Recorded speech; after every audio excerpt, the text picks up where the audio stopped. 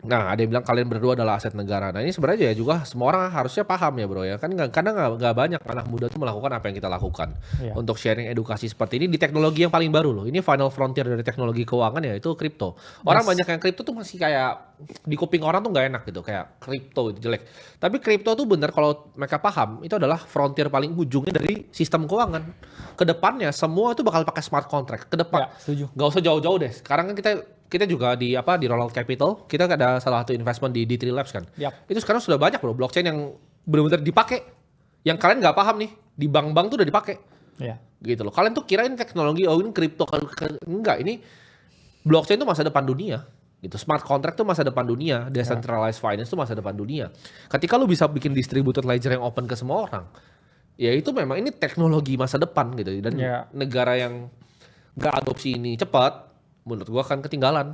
Makanya kemarin menurut gua ada salah satu saran yang bagus bro. Yaitu kemarin kan ada yang bilang bahwa Bitcoin ini bisa jadi pertimbangkan salah satu portofolio di Oh. Danantara. Itu menurut kita menarik sekali ya bro ya. Gimana tanggapan lo? Ya mungkin kalau kita ngomongin perspektif jangka panjang sebenarnya nggak ada salahnya. Iya. Meskipun ya kalau kita ngomong kripto ini kan masih dalam siklus sebenarnya. Betul. Dan 4-year cycle tuh belum completely broken loh. Ya. Kecuali tahun depan tiba-tiba kripto masih naik lagi itu benar-benar completely broken. Betul. Dan nggak ada yang benar-benar bisa 100% ya timing the market ya kapan topnya dan lain sebagainya. Tapi kalau kita ngomong dari segi adopsi ya kita mendukung lah.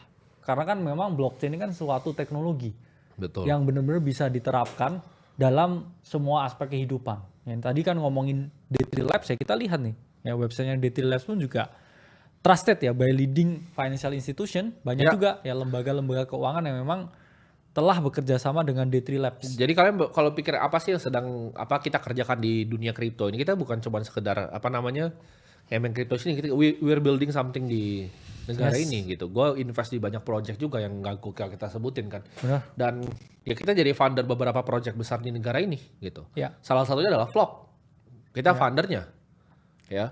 Itu project exchange yang menurut kita akan mengubah sistem remittance ke dunia ke depannya. Bakal banyak ya bro ya integrasinya dengan aplikasi yang kalian udah pakai setiap hari. Nah itu kata kuncinya, kita kasih bocoran sedikit. Nanti pokoknya ada aplikasi yang kalian sering pakai setiap hari itu bisa langsung akses ke aplikasi kita. Jadi kita tuh we're trying to build, karena kalau cuma sekedar kaya kita cari inefisiensi dari market kayak tadi bagi kita dapat jam 3 miliar, cepet gitu. Ya. Gampang dan cepet. Kita udah, tapi bukan gampang buat kalian, gampangnya buat kita ya, karena kita udah 10 tahun di sini. Mana? Dia dari 2016 kayak begini chart 2016 sehari bisa ratusan ribuan chart. Lo lakuin itu setiap hari ya pasti jago kayak Bruce Lee kan. Nendang sekali tapi berkali-kali. Kalau kalian coba replika mungkin nggak bisa. Tapi kalau kalian mau belajar sendiri, kita ajarin ada modulnya. Benar. Lo mau belajarin teknologinya karena gini. Gue rasa gue bikin akademi kripto tuh bukan cuma sekedar untuk orang belajar trading bro, tapi mereka juga harus belajar gimana cara build. Ya, smart contract itu kerjanya seperti apa. Jadi kalau kalian bilang oh itu kelas gitu. Memang kelas yang bagus sekali. Iya. Kelas paling bagus di negara ini. Kuliahan juga kelas kan? Nah itu balik lagi. Kuliah juga kelas bro. Iya. Gitu. Coba gua tanya, emang apa yang lu belajar di kuliah? Gitu. Lu belajar di kuliah sama lu belajar di Aceh. Gua sumpah ini lu belajar di sini lebih dalam. Gitu. Ini levelnya kuliah di luar negeri. Kalau mungkin kalau di luar negeri itu banyak meritnya bro. Tapi kalau di sini, at least yang gue lihat, gue nggak bisa ngomong sebanyak lu karena gue 1 semester. Tapi kuliahnya beneran loh ya. Iya, kuliah beneran. Jangan ke luar negeri karena duit papi Betul. terus foto-foto di depan Foto-foto, ini bener. pakai jaket Moncler begitu terus kayak kuliah di luar negeri Jangan terus gitu. pulang ke sini tetap di kerjanya papi nggak yang gitu Iya, ya. Yang jangan kuliah begitu. beneran. Kuliah beneran. Nah gue mungkin nggak bisa ngomong sebanyak dia karena dia beneran kuliah ya, banyak kuliahnya, cepet dan banyak dan jadi dosen ngajar di situ juga. Sedangkan gue itu cuma 1 semester suka keluar karena waktu itu gue ada pekerjaan harus ngurus karyawan. Yes. Nah yang gue lihat pas zaman kuliah, satu materi itu outdated. Waktu itu gue ambil sistem informasi yang diajarin itu jujur ya, karena gini, gue belajar sistem informasi itu udah dari dulu. Gue sempat pegang salah satu perusahaan ERP juga baru dulu, ya, Enterprise Resource Planning. Ya. Jadi gue itu paham betul gitu tentang sistem. Dan ketika gue diajarin kayak belajar Java dari nol lagi, gue pengen buang itu komputernya keluar. Gue kesel gitu. Bahkan tools yang dipakai untuk bikin aplikasinya tuh semuanya udah nggak dipakai selama 10 tahun yang lalu, bro. Dan even semua caranya gitu loh. Kayak mereka masih ngajarin hal-hal yang udah nggak dipakai lagi gitu. Jadi menurut gue banyak gitu loh, apa namanya, hal yang bisa dipelajari di luar situ. Dan kalau dari pengalaman lu gimana? Kalau gue kan waktu gue keluar kan gue merasa nggak berguna. Kebanyakan anak-anak cuma nongkrong bro. Menurut gue kuliah itu cuma teman nongkrong. Mereka cuma pesan ayam geprek di kantin, nongkrong, pulang, mabuk habis itu. Nggak ada pelajaran, nol. Gue tanya nih, anak-anak yang lulus manajemen bro. Even teman gue deh, lulus manajemen, belajar akuntansi dasar kan bro. Gue tanya basic tentang neraca aja nggak bisa jawab bro. Bener nggak bisa jawab gitu. Jadi pertanyaan gue kuliahnya ngapain? Nongkrong kan? Nongkrong, mabok, ngewe. Nah gimana menurut lo? Ya, karena kan saya lihat dari perspektif ya, dulu pernah jadi mahasiswa dan pernah ngajar mahasiswa atau jadi dosen dalam waktu yang sangat singkat di umur yang sangat muda. Iya. Jadi ya saya jadi dosen pun ya sebenarnya masih seumuran dengan mahasiswa, karena saya pernah jadi dosen terus saya ngajarin teman saya yang bandel, bro. Oh jadi lu pas Bener. sangkatan sama yang bandel, Yes. Lu udah cepet, Lulus lulus cepat. duluan, Berapa terus tahun jadi lu lulus ya? dosen. 3 tahun. 3 tahun lulus. 3 tahun lulus, habis itu S2 terus langsung jadi dosen. dosen. Ketemu lagi. Ketemu lagi sama teman satu angkatan itu. Oke. Jadi dosennya teman satu angkatan. Oke. Jadi ya memang saya melihat adanya waktu adaptasi yang lama dari suatu informasi baru di dunia nyata ini untuk bisa kemudian diajarkan di kampus. Ya saya setuju tadi, memang di kampus itu memang lagging Iya. informasi yang disampaikan dengan yang terjadi di dunia nyata, karena mereka itu ribet banget untuk merubah yang namanya kurikulum. Oh iya. Karena kurikulum itu selalu ada yang namanya buku dasarnya, dan buku dasarnya itu untuk ditulis dengan informasi yang ada sekarang yang sangat cepat ini, itu sangat lama sekali. Dan mereka kalau mau menyampaikan sesuatu itu harus berdasarkan scientific research, jurnal, dan juga buku pengantarnya yang mana itu update-nya juga lama. Iya betul. Jadi mereka pun mau oke kita rubah ya kurikulumnya, terus kayak ini mana nih kayak dasar bukunya, itu nggak ada. Gimana mau update dengan dunia sekarang yang mana kayak kita tahu perkembangan AI begitu cepat, perkembangan aset digital kayak kripto ini sangat cepat.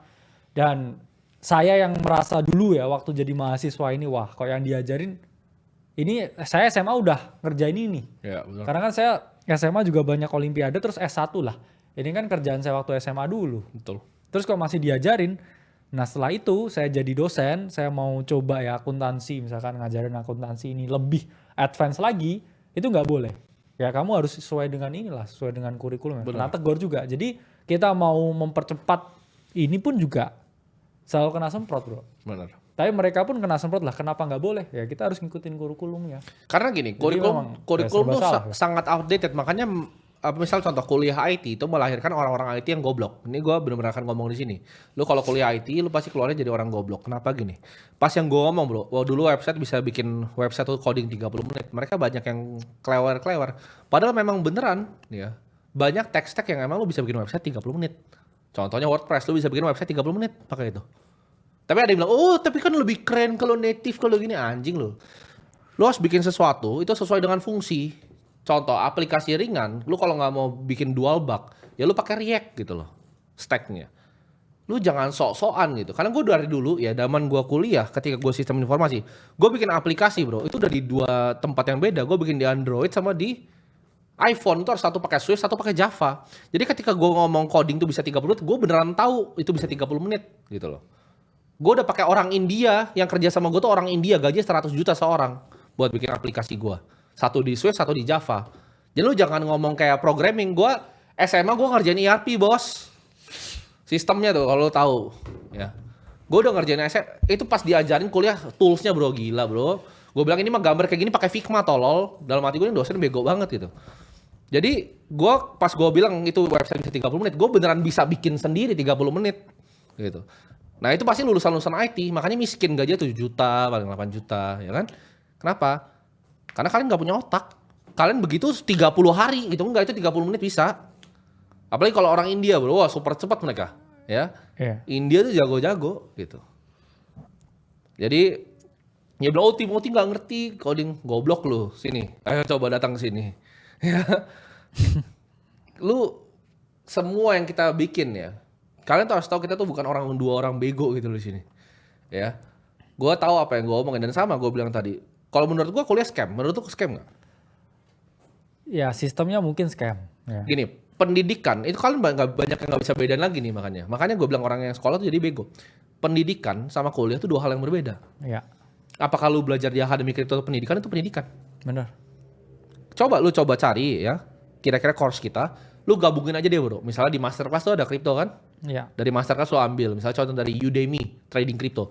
Lu cari deh course terbaik trading kripto di Udemy. Lu bandingin sama kita punya. ya kita Itu juga kayak ada. anak SD, anak TK punya level. Karena kenapa? Yang ngajar trading di situ tuh orang gembel. Lu buka aja sekarang Udemy, crypto trading course. Lu buka, lu liat mukanya ini orang gembel. Ya, terus coba bantu cariin aja bro. Lu bukain coba, kita bukain deh modul. Kalau perlu kita beliin di sini. Biar lu tuh paham gitu loh, apa yang lo ngomong.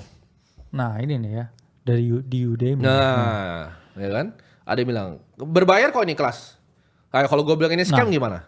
Nah tuh, komplit tuh 400.000 tuh. Nah, lu beli aja nih, coba lu bandingin sama kita. Lu lihat gitu. Ya. Masterclass juga ada. Lu coba buka misalnya lu buka masterclass, lu gabungin semua sama course kuliah di luar negeri. Ya, itu nggak selengkap kita. Dan modul kita tuh udah 1.000 berapa, Bro? 1.100 lebih kali ya. Lebih ya. Ada yang bilang tuh, emang jelek Udemy cok. Nah, itu. Tapi dia jual kelas 400.000. Gua tanya, dia scammer atau enggak? Kenapa bintangnya tadi banyak? Karena di luar negeri menghargai ilmu, bahkan ilmu yang sampah itu dihargai. Indonesia enggak, bro. Indonesia ilmu tuh dianggap seperti sampah. Yang mereka cari apa? Lu nyari makan ayam gepreknya, nongkrongnya sama ngeweknya.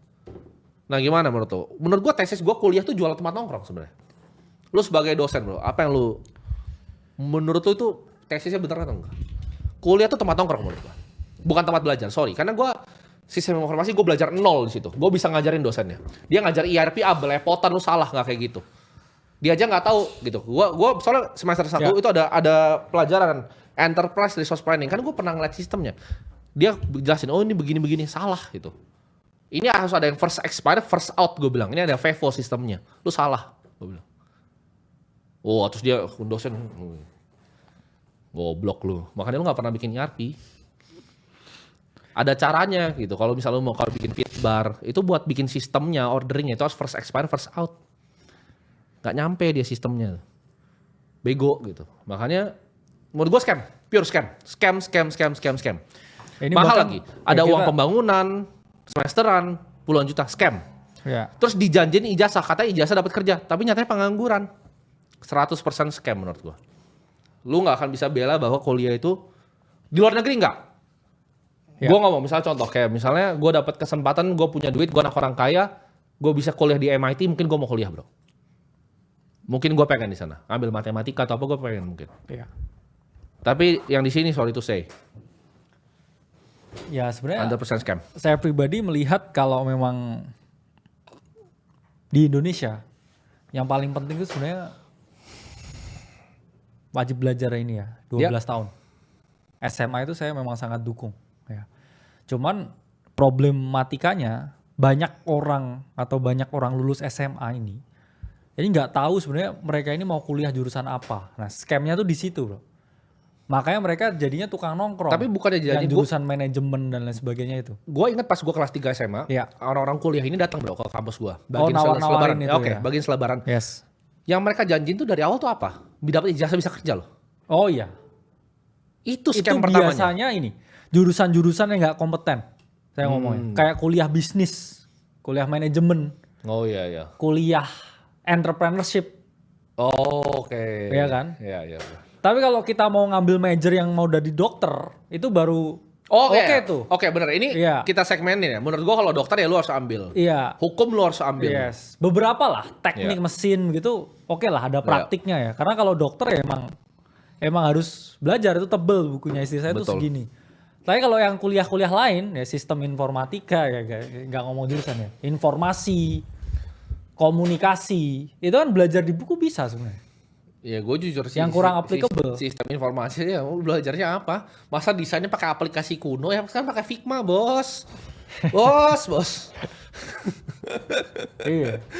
Kan lucu. Belum belajar Figma mungkin. Berarti pas mau kerja lu nggak bisa pakai stack yang lu pakai. Iya, banyak juga yang bilang ya. Sebenarnya kayak akhirnya mereka harus belajar lagi nih setelah lulus ya. Dan itu memang fakta. Iya. Memang fakta dan realitanya. Akhirnya mereka belajar sama orang India di YouTube, bro. Iya, ini lihat-lihat Udemy gitu. Ya, belajar sama orang India. Ya saya emang setuju sih kalau emang kayak yang completely scam ya itu misalkan ya kuliah bisnis sih sebenarnya. Business creation gitu. Enggak, karena yang ngajarin bisnis di kampusnya itu nggak punya bisnis, bro. Dosen bisnisnya nggak punya bisnis. Saya benar-benar ada nih ya, maksudnya dulu ya saya tahu ada kayak sekolah ya bisnis kayak S1 sarjana bisnis gitu. Tapi saya ngerti kayak dosen yang ngajar bisnis itu kayak punya restorannya bangkrut gitu. Terus kayak dia ngajarin tentang bisnis ya itu kayak come on gitu kan. Ya benar. Karena gini, ya, bisnis tuh lucu. Gue juga pernah, kan gue waktu gue sistem informasi waktu kayak gue ada kelas bisnisnya deh kalau nggak salah. Terus ada dosennya satu nih botak gue ingat ya. Terus dia ngajarin gue ini. Siapa? Jeff Bezos? Lupa. Gue diajarin BMC, gue masih ingat. Bisnis model kanvas. Oh, terus dalam hati gue, lu paham gak sih? Iya, gue tuh punya karyawan 40, Jack, anjing. lu ngapain anjing sini gue? Iya. Jadi ceritanya kenapa gue kuliah waktu itu, mama gue nangis, bro. Mama ya seperti orang tua lain ya, mama gue tuh sampai nangis. Karena dia tuh udah tahu gue udah bikin duit lah. Gue tuh udah duit gue ratusan juta lah setiap bulan. Gue keluar SMA, gue tuh udah punya duit, gue udah naik Audi segala macam. Nyokap gue tuh kayak memohon, bro. Dia kayak gimana please. mohonnya? Oh anjing mohon lah pokoknya. Nangis sampai nangis ya. Nyokap gue menangis ya. Mohon maaf ya. Nih gue nggak selesaiin. Dia nangis terus dia kayak suruh gue selesain. Kamu kuliah buat mama. Oke, gue pikir ya udah. Gue kena gaslight waktu itu. Gue kena gaslight. Gue kuliah buat mama kan. Gue kuliah semester 1, bro. Out gue. Jadi IP gue semester 1 kalau nggak salah 39. Semester 2. Jadi kalau tuh di tempat kampus gue dulu tuh kalau 3 kali nggak absen tuh udah nggak bisa masuk kelasnya. Jadi otomatis kayak langsung drop. Jadi semester 2 tuh gue bukan out. Tapi gue udah tinggalin semuanya aja. Gue udah gak datang kampus. Cuman gue gak formal. Sampai sekarang pun gue gak formally ngomong out. Terus kalau gue gak salah bahkan pas during tengah-tengah gue bikin TU. Itu semester 5 kayaknya gue sempat dipanggil lagi. Ditanya kayak ini mau diselesain atau enggak. Ya. Jadi mereka tuh kayak sebenarnya gak ada yang mau untuk gak lulus, bro. Apalagi kan kalau ada nama kan. Biar bisa dijual. Biar bisa dijual namanya. Ya berarti emang bener ya, bro, kayak semakin banyak ya tangis orang tua tuh semakin sukses anaknya. Tapi terus. unik ya, bro, gue ngisi di kampus-kampus, bos. Apa itu? Itu gue banyak sekali, gue dapat dikasih piagam tuh banyak sekali. Jadi gue pernah jadi kayak, sebenarnya bukan dosen tamu, tapi apa sih namanya, bro, kalau di kampus-kampus itu? Pembicara. Pembicara tapi yang ngajar di kelas. Bukan pembicara tempat dosen umum. Tamu. Tapi harusnya bukan dosen tamu, gue aja gak lulus S1. Iya, pembicara. Karena biasanya dosen tamu tuh juga ada yang gak lulus nih, bro. Oh, berarti dosen banyak tamu. Gue tuh jadi dosen tamu tuh, tapi dulu ya, sekarang gue udah ngambil lagi. Gue tuh bahkan gue sempat ngajar di sekuritas. Gue jadi dosen tamu tuh di ya, top 3, top 4 kampus semuanya udah gue kelilingin. Ya mau negeri dan swasta. Jadi gue pernah bantuin waktu itu, karena diminta jadi gue ngisi. Beberapa kampus gue pernah ngisi. Ini ada yang bilang asisten dosen, bukan ya? Bukan. Asisten dosen tuh dia juga jadi mahasiswa di kampus itu terus bantu dosennya. Iya, karena saya dulu asdos juga. Oh iya, gue cuman kayak dipanggil sekali gitu, tapi suruh keliling. Gitu. Jadi jawabannya ya apakah itu berfungsi enggak juga? Karena kebanyakan S1. Jadi soalnya gue gak suka gini, bro. Janjinya adalah ketika lu S1 lu gampang dapat kerja. Tapi ketika lu mau kerja minimal experience 3 tahun. Terus lu gak dapat kerja, terus lu ngantri. Gimana, bro? Ya itu ya biasanya ini adalah kayak jebakan chicken and egg biasanya. Ya. Orang kayak dijamin dapat kerja, tapi setelah mereka fresh graduate, mereka bawa ijazahnya ke tempat kerja, minimal kerja 5 tahun gitu. Oh iya. Itu kan sama aja kayak ini, bro, kayak anak baru lahir tapi kayak jalan lu. Iya, benar. Harus latihan tuh dalam janin ya. Jadi nggak bisa begitu. Dan ya faktanya banyak itu orang yang kerja sekarang itu nggak pakai ijazahnya. Mereka pakai real skill-nya. Karena kita kalau ngomong ijazah S1 itu sekarang udah banyak banget dan banyak banget yang nganggur. Oh iya, betul. Kompetensinya naik jadi S2, terus setelah S2 ini juga udah banyak orang S3. Jadi kalau kejar-kejaran ijazah, ya S3 di sini ntar kalah sama S3 di luar negeri. Padahal sebenarnya S3 di luar negeri suruh ke sini pun suruh kerja belum tentu bisa juga. Iya. Belum tentu kompeten. Belum tentu kompeten. Bisa aja karena mereka itu bukan skill setnya dia, bukan karena dia bodoh ya. Kecuali kalau yang ke luar negeri tapi cuman kayak dibiayai orang tuanya pulang Party doang di party LA. doang bodoh biasanya. Biasa bodoh ya. Ya bisa aja dia nggak kompeten dengan skill set yang dibutuhkan di sini dan ada perbedaan loh. Karena orang yang kuliah kedokteran di luar negeri atau kuliah hukum di luar negeri, dia pulang tuh di sini harus kuliah lagi, bro. Oh iya, kalau hukum dia harus Karena belajar perbedaan kompetensi. Iya, Orang betul. belajar oke lah kuliah hukum di Harvard gitu, pulang di sini nge-handle kasusnya juga beda juga. lagi. Iya, benar. Ya menurut gua gini, itu nggak ketemu. Jadi menurut gua ada yang harus berubah dengan sistem edukasi gua sebutnya. Benar. Karena gini, kalau orang ketika tadi Udemy, apakah kalau misal jujur dalam hati gue itu scam 400.000, bagusan gue taruh di got. Menurut gue scam. Menurut gue. Ya. Subjektif kan? Menurut gue itu scam. Tapi apakah gue akan ngomong itu scam? Ya enggak. Anggaplah dia emang dia mau bikin begitu ya OS gitu. Dan dia effort loh bikin begitu. Dan ada yang terbantu kan, walaupun video cuma sedikit gitu, 400.000.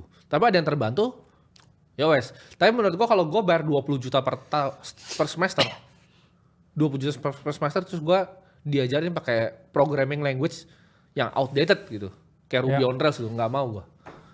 Ya, jadi jawabannya adalah menurut gue kurang membantu bro, jujur, karena nggak ada menurut gue nggak ada gunanya, pure nggak ada gunanya, kuliah itu nggak ada gunanya, kecuali, ini makanya jangan suka potong-potong gue, kecuali hukum, dokter, karena hukum itu lu bisa belajar banyak, Nggak, bukan kecuali cuma belajar memang banyak, lu bisa ketemu banyak orang kalau hukum. Ini, tahu cara pakai kompetensinya, itu yang penting.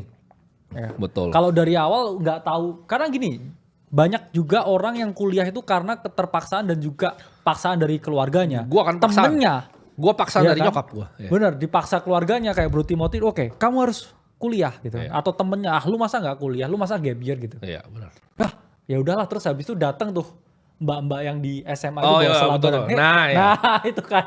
Tapi lu pikir nggak, itu aja udah bisnis bos. Iya. Itu beli kan? Gua salah tuh nggak? Itu beli kan? Apanya? Kertasnya itu.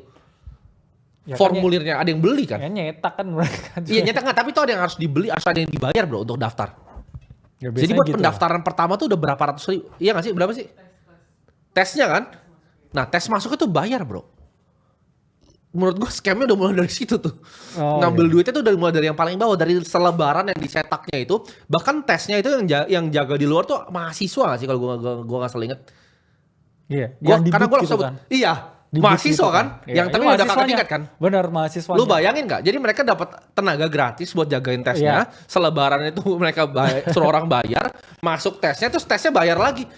Abis itu baru di grading. Waktu itu gua pas yang gua dapat biaya bangunannya kayak gua nggak salah 40 juta tuh gratis gua. Ya. Jadi gua nggak usah bayar biaya pembangunan, jadi full 100% gua dapat beasiswa. Karena tesnya kegampangan tuh, tesnya Iya. kegampangan. Jadi kalau yang nanya apakah, soalnya orang kan suka gitu, oh jual kelas scam, lalu kuliah kan scam, kena lu scam, kena.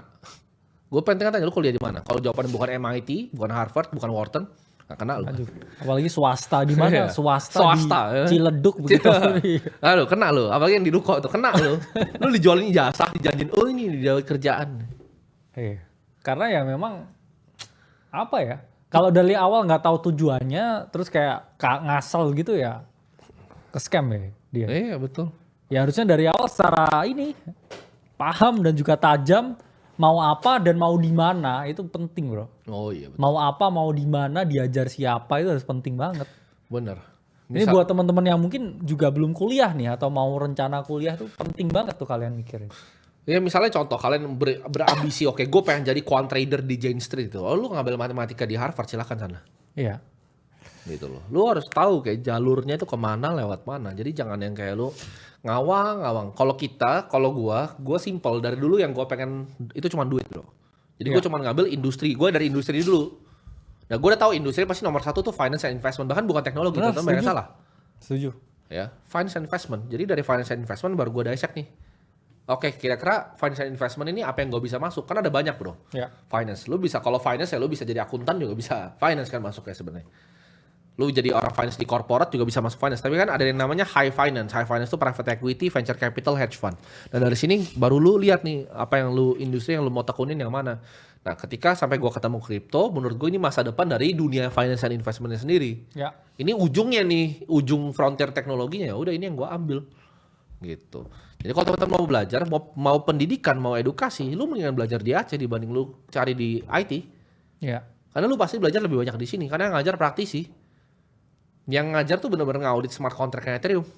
Gitu. Jadi kalau belajar gitu, smart contract auditing itu seperti apa? Secara sistematis itu seperti apa? Yang ngajar tradingnya dia udah 2016. Iya. Gitu loh. Yang ngajar trading dia.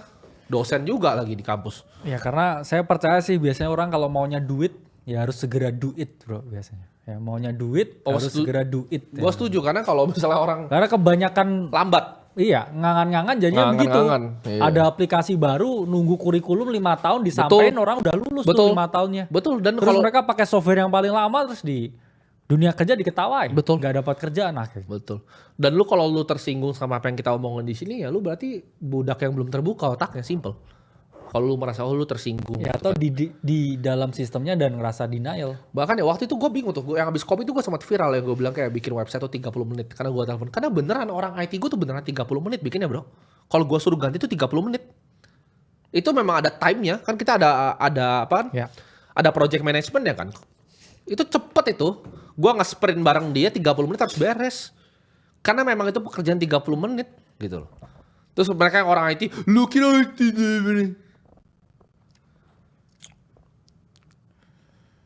gue SD itu udah belajar coding. Gue SD itu udah bisa coding. Gue lu bilang program-programnya anjing itu lu datang ke sini coba kerja sama gue. Nangis lu pasti. Pasti bener nangis lu karena lu gak bisa ngemengin gue ini gak jadi. Gue tahu persis apa yang lu kerjain. Di semua yang di sini gue tahu persis gitu loh. Lu mau financial analyst kerja sini, lu mau orang IT kerja sini. Bahkan lu mau orang kamera di sini, lu gak bisa ngibulin gue. Lu pada bingung kan kalau kita bikin video karena bisa langsung apa lama. Karena gue dulu pernah jadi editor, gue tahu berapa lama motong video doang tuh berapa lama gue tahu. Gitu. Ya. Gue tuh tahu dari awalnya sampai akhirnya, ya. Karena gue pernah nyapu tai. Kalau anak papi tuh nggak tahu dia masuk bisnis gitu. Papiku konglo kayak orang tolol gitu. Kalau gue tuh dari nyapu tai, gue tuh bapaknya gitu, dari nyapu tai sampai ujung. Gitu. Dia juga sama. Bener. Lu kalau di market mau dicekin orang udah kita udah nyapu tahi gitu loh. Kalau yang tanya, "Oh, kenapa terus bikin konten?" Karena udah nyapu tahi. Udah nyapu tahi, sulit gitu. Jadi gue seperti sekarang tuh gak gampang.